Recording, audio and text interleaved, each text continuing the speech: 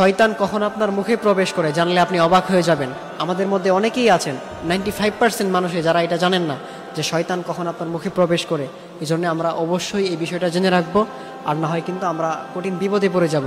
আমাদের যখন হাই আসে, অনেকেই দেখা যায় যখন হাই আসে তখন মুখে হাত দেয় না বা কোনো কাপড় দেয় না, মুখে কোনো কাপড় দিয়ে ঢাকে না বা হাত দ্বারাও ঢাকে না।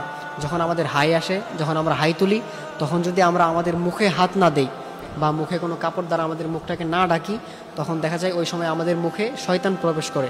এই জন্য আমরা অবশ্যই আমাদের যখন হাই আসবে তখন আমরা আমাদের মুখটাকে হাত দ্বারা ডাকবো অথবা কোনো কাপড়ের দ্বারা আমরা আমাদের মুখটাকে ডাকবো। আর যদি আমরা না ডাকি তাহলে কিন্তু আমাদের মুখে শয়তান প্রবেশ করবে, আর আপনার মুখের ভিতর যখন শয়তান প্রবেশ করবে তখন কিন্তু আপনি কঠিন বিপদে পড়ে যাবেন।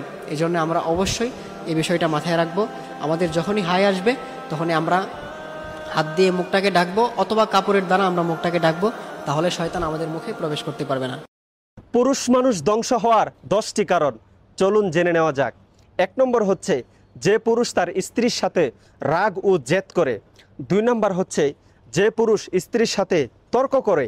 3 নম্বর যে পুরুষ স্ত্রীকে মানসিকভাবে অত্যাচার করে। চতুর্থত যে পুরুষ তার স্ত্রীর রূপ নিয়ে খুশি নয়। পঞ্চমত যে পুরুষ তার স্ত্রীকে ইনকামের খুঁটা দেয়। ষষ্ঠত যে পুরুষ তার স্ত্রীর ভরণ পোষণে অবহেলা করে। সপ্তমত যে পুরুষ তার স্ত্রী থাকা সত্ত্বেও একাধিক নারীর সম্পর্কে জড়ায়। অষ্টমত যে পুরুষ তার স্ত্রীর অতীত নিয়ে কথা বলে। নবমত যে পুরুষ তার স্ত্রীর দায়িত্বে অবহেলা করে। দশমত যে পুরুষ স্ত্রীকে বাসস্থান করে দেয় না। দুনিয়ার একটা নিয়ম হলো, দুনিয়াতে যারা বেশি সৎ থাকে এই দুনিয়াতে তারা ঠকে যায়, তারা সবচেয়ে বেশি ঠকে। কিন্তু দুনিয়াতে ঠকলে কি হবে, কিয়ামতের ময়দানে তারাই সবচেয়ে বেশি জিতবে। এবং যারা তাদেরকে ঠকিয়েছে, যারা তাদেরকে ধোঁকা দিয়ে বোকা বানিয়েছে, কিয়ামতের ময়দানে ওই চালাক মানুষেরা, ওই বুদ্ধিমান মানুষেরা সবচাইতে বেশি ঠকে যাবে এবং সবচাইতে বেশি অপমানিত। বাপের গলায় ছুরি ধরে স্বপ্ন পূরণ করার জেদ আমার কখনো হয় নাই। পরিবারের উপর জুলুম করি না বলেই আজ 3 ক্যামেরার ফোনও নাই, 2 চাক্কার বাইকও নাই।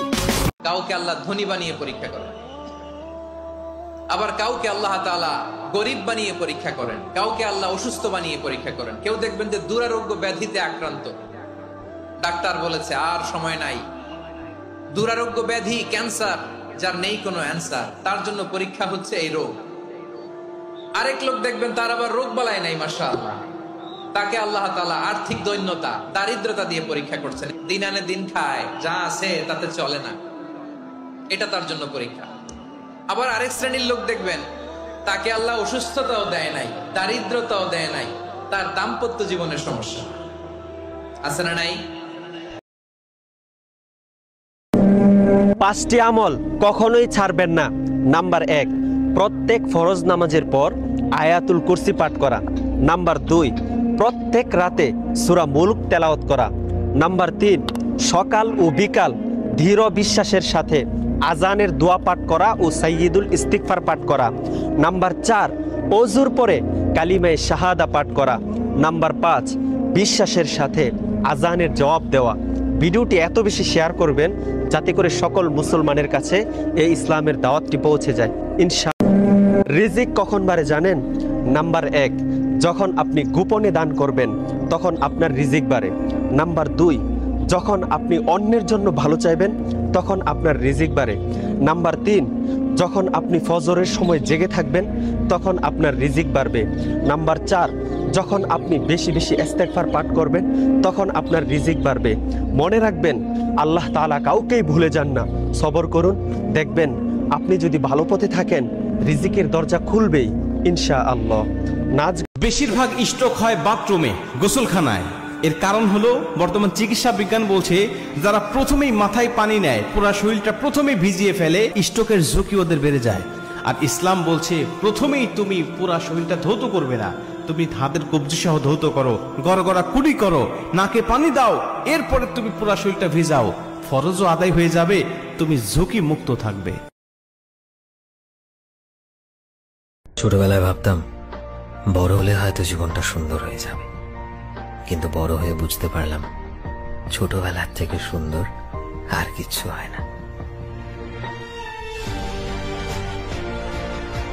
আমরা সবাই সুখের অভিনয় করি, সুখের জগতে কেউ নাই। মানুষের সামনে গেলে ওই 5 টাকার একটা বানোয়াটি হাসি সবার মুখে লেগে থাকে।